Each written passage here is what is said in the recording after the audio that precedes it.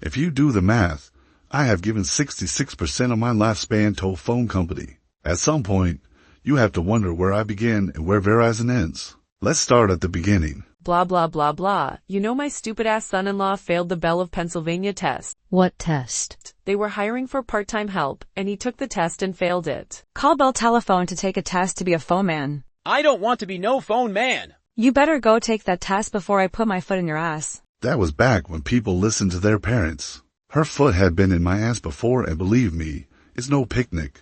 Of course I passed. Now I have to take the stinking job.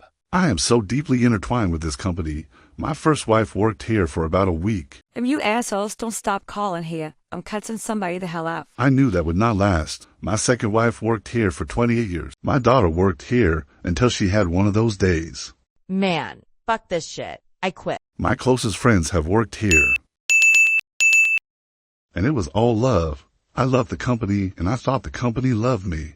Until this big Herman, the monster-looking asshole, came up at this piece and fired me only cause I could not make it to work for 30 to 60 days, only for disagreeing with this guy in a black robe sitting on a bench, who obviously hate black people.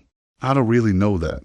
I just like to say it. I am CWA, and my dude got my job back once my little time away was done. On a different note, do you believe people swim with pigs? That's some funny shit.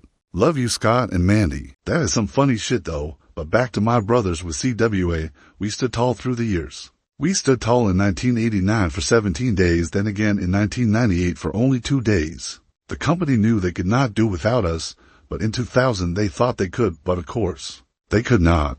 Now somewhere around 2011 I buy this big ass house and we go out on strike again. I almost shit myself, but it was only a few weeks so it didn't hurt that bad. But guess what happened in 2016?